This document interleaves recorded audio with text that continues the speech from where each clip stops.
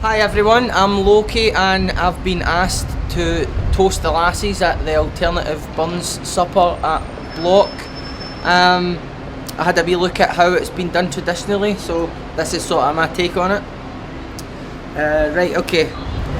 Many women have bought into the idea that they must look a certain way and behave a certain way in order that they be taken seriously by men, despite the fact that they often privately feel men are a lower life form intellectually and emotionally.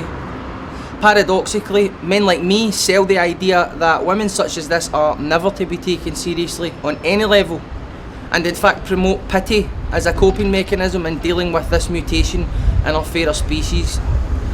The general bastardisation of men makes it more difficult for good men to understand the plight of their women. The female's mad flurry to prove herself equal has left her angry and isolated, growing ever more resentful of the man whose touch she craves.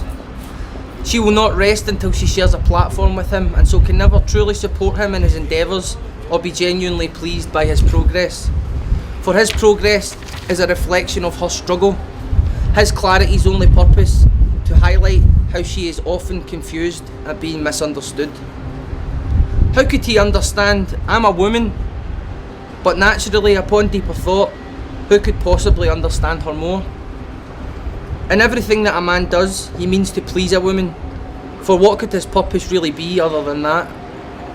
I submit to you, in no uncertain terms, unequivocally, that a woman whose sole driving force in life is to be equal to men is a woman embittered, motivated by envy, suffering very low aspiration.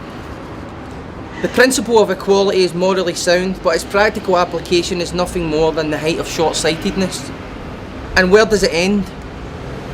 It ends in a concrete reinforced bunker deep below the ground in wartime, with a woman feeling accomplished, considering herself equal to man, surrounded by corrupt men, with her finger on an atomic detonator. Women equal, humanity no further forward. I'm a man and so have no leg to stand on. I'm predisposed to manipulate, bully and deceive my way through life, bringing a new layer of charade to every interpersonal relationship I develop.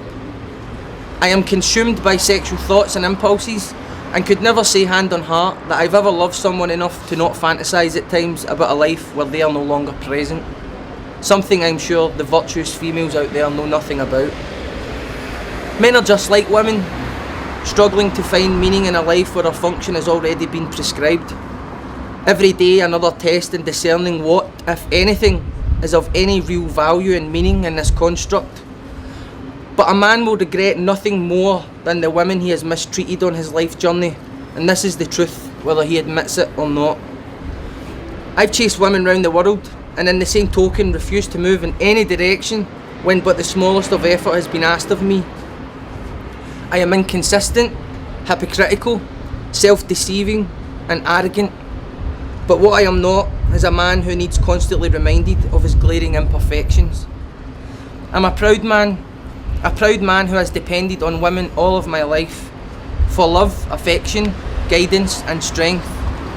I need a woman in my life who will be brutally honest with me when the time comes, so that I may grow and fulfil my promise of improving myself for her. Man is doomed to fail if woman seeks to mimic him, unwittingly fulfilling his vision and his promise, in which she played merely a supporting role.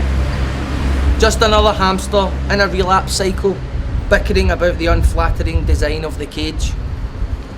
Women, you're right, you don't need a man to depend on. Women, you're right, you don't need a man to depend on.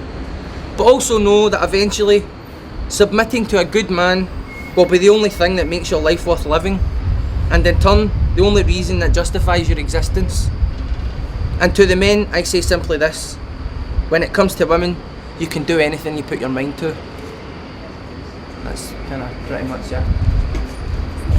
That's it. Thank you very much. So I just obviously need to do a kind of formal intro thing. Yeah, I'm looking forward to listening to that again. And I've got to finish it off a wee bit at the end, but that's the crux of it, you know what I mean? It's for the hardcore feministas, man.